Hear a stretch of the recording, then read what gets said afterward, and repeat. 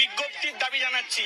School service কমিশনের নতুন বিজ্ঞপ্তির দাবিতে আজকে আমরা এখানে সমবেত হয়েছি। একই সাথে গ্রুপ সি গ্রুপ ডি যে নতুন নোটিফিকেশন তারও দাবি জানাচ্ছি। একই সাথে কোভিডের যে 2 বছর নষ্ট হয়েছে ছেলে মেয়েদের, সেই জন্য চাকরিতে আবেদনের ক্ষেত্রে বয়স সীমা 2 বছর বৃদ্ধির দাবি জানাচ্ছি। আমরা চাই এসএসসি, চাই না ভাতা, চাই না শ্রী, আমরা চাই এসএসসি, চাই না ভাতা, চাই না শ্রী, আমরা চাই এসএসসি। আমাদের রাজ্যে দীর্ঘ 8 বছর ধরে স্কুল সার্ভিস কমিশনের মাধ্যমে এসএসসি পরীক্ষা বন্ধ। লাস্ট পরীক্ষা হয়েছিল নবম দশমে 2016 সালের 27শে নভেম্বর এবং একাদশ দ্বাদশে 4ই ডিসেম্বর 2016 সাল। এরপরে এখন 2024 সালের এপ্রিল মাস, অর্থাৎ প্রায় দীর্ঘ 8 বছর ধরে এই দুটি পরীক্ষা এবং এর সাথে সাথে আপার প্রাইমারি পরীক্ষাটি সম্পূর্ণরূপে বন্ধ। আপার প্রাইমারির শেষ পরীক্ষা হয়েছিল আমাদের রাজ্যে 2015 সালের অগাস্ট মাসে। আপার প্রাইমারি টেট নেওয়া হয়েছিল একটি। এরপরে অজ্ঞাত কারণে আপার প্রাইমারি টেট প্রায় দীর্ঘ 9 বছর ধরে বন্ধ রয়েছে, যেখানে এনসিটিই নিয়ম অনুযায়ী প্রতি বছর আপার প্রাইমারি টেট নেওয়ার কথা। 2022 সালের 5ই মে সম্ভবত স্কুল সার্ভিস কমিশন একটি বিজ্ঞপ্তি জারি করে বলে যে তারা শীঘ্রই সরকারি স্কুলে তারা অ্যাসিস্ট্যান্ট টিচার রিক্রুটমেন্ট করবে এবং তার বিজ্ঞপ্তি এবং নিয়ম তারা খুব শীঘ্রই জারি করবে। এরপরে প্রায় 2 বছর কেটে গেছে, এখনও অবধি স্কুল সার্ভিস কমিশনের পক্ষ থেকে কিছুই বলা হচ্ছে না বা কোনো নিয়ম প্রকাশ করা হচ্ছে না। আপনারা জানেন গতকালকে চাকরি প্রার্থীরা আন্দোলন করেছেন, বিভিন্ন বিষয়গুলি বলেছেন। সংবাদ মাধ্যম, আমাদের রাজ্যের প্রত্যেকটি সংবাদ মাধ্যমে প্রাইম টাইমে এই নিউজটি দেখানো হয়েছে। আমিও গতকালকে এই নিউজটি দেখিয়েছিলাম। আজকে আমি আপনাদের সাথে কিছু বিষয় শেয়ার করার জন্য এই ভিডিওটি করছি। মূলত স্কুল সার্ভিস কমিশনের পক্ষে এই যে আন্দোলনটি হয়েছে, এই আন্দোলনের ফলে কি বলা হয়েছে, অর্থাৎ স্কুল সার্ভিস কমিশনের তরফ থেকে।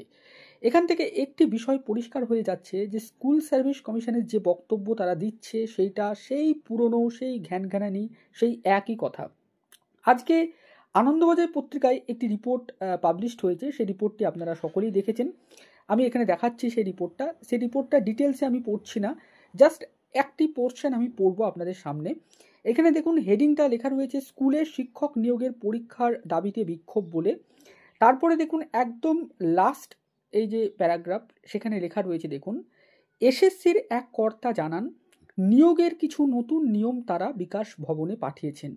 এই কথাটি কিন্তু স্কুল সার্ভিস কমিশনের পক্ষ থেকে বারবার বলা হচ্ছে যে তারা স্কুল সার্ভিসের জন্য যে নতুন নিয়ম বা নতুন যে রিক্রুটমেন্ট প্যাটার্ন, সেটা তারা যেটা করতে চলেছে সেই নিয়মটা তারা বিকাশ ভবনে পাঠিয়েছে। সেটা অনুমোদিত হলে সবুজ সংকেত পাঠাবে বিকাশ ভবন। এছাড়া তারা নবম দ্বাদশের শূন্যপদ পাঠালেই নিয়োগ বিজ্ঞপ্তি দিতে পারবে কমিশন। অর্থাৎ কমিশনের পরিষ্কার বক্তব্য এইটাই যে কমিশন তারা নিয়ম তৈরি করে পাঠিয়েছে সরকারের কাছে। সরকারের কাজ হচ্ছে সেই নিয়মটাকে অনুমোদন দেওয়া এবং যে বিজ্ঞপ্তি বা শূন্যপদ সেইটা স্কুল সার্ভিস কমিশনের কাছে পাঠানো এবং স্কুল সার্ভিস কমিশনকে সবুজ সংকেত দেওয়া যে তোমরা এবার কাজ শুরু করো। তাহলেই কিন্তু স্কুল সার্ভিস কমিশন তারা নতুন রিক্রুটমেন্টের জন্য কাজ শুরু করতে পারবে। এখান থেকে একটি বিষয় পরিষ্কার, দেখুন সরকারের পক্ষ থেকে যে বিষয়টি বারবার বলা হচ্ছে, মাননীয় মুখ্যমন্ত্রীও বারবার বলছেন যে তারা কোর্ট কেসের জন্য রিক্রুটমেন্ট করতে পারছেন না, তাদের সমস্ত কিছু রেডি হয়ে রয়েছে। তাদের কাছে নাকি 1 লক্ষেরও বেশি ভ্যাকান্সি রয়েছে টিচার রিক্রুটমেন্টের জন্য। বিরোধীরা নাকি কোর্টে গিয়ে কেস করছেন, কোর্টের নাকি সেই কোর্ট কেসের ফলে তারা নতুন রিক্রুটমেন্ট করতে পারছেন না। আমরা বারবার বলে এসেছি যে এই রকম কোনো কিন্তু নেই সমস্যা, অর্থাৎ সরকার চাইলেই বা ইচ্ছে করলেই তারা নতুন রিক্রুটমেন্ট করতে পারে, কোর্টের কোনো রকম কোনো বাধা নেই।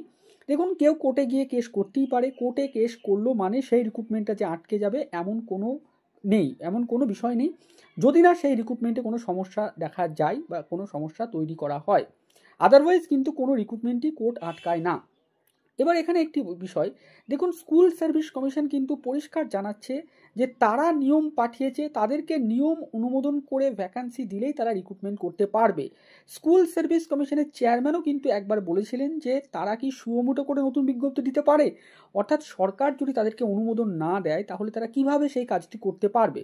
এটা কিন্তু একদম সত্যি বাস্তব কথা।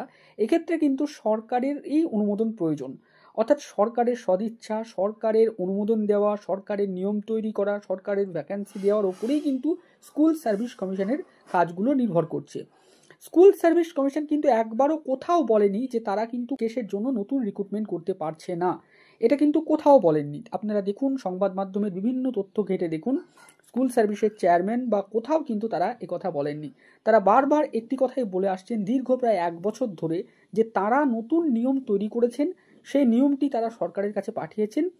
এখন সরকারের কাজ হচ্ছে সেই নিয়মটাকে অনুমোদন করে স্কুল সার্ভিস কমিশনের কাছে দেওয়া এবং নতুন নিয়মের বিজ্ঞপ্তি বার করা, এবং ভ্যাকান্সি যেটা নবম দ্বাদশ থেকে একাদশ দ্বাদশ থেকে প্রধান শিক্ষক, সেই ভ্যাকান্সিটা স্কুল সার্ভিস কমিশনের হাতে দেওয়া এবং তাদেরকে সবুজ সংকেত দিয়ে বলা যে এবার রিক্রুটমেন্ট শুরু করো, তাহলেই তারা কিন্তু দ্রুত রিক্রুটমেন্ট শুরু করতে পারবে।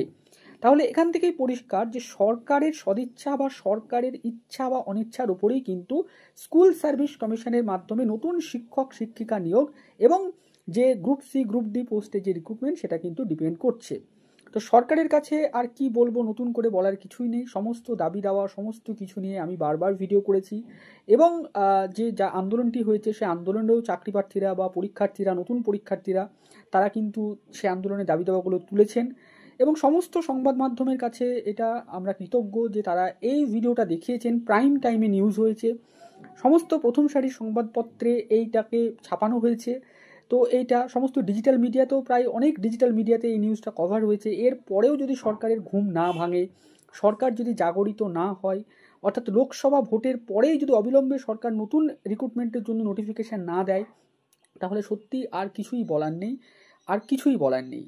এবং এটা আর কতদিন চলবে এই প্রশ্নটা রেখেই এবং উত্তরটা কবে মিলবে সেটা রেখেই আমরা কিন্তু আজকের এই ভিডিওটা শেষ করছি।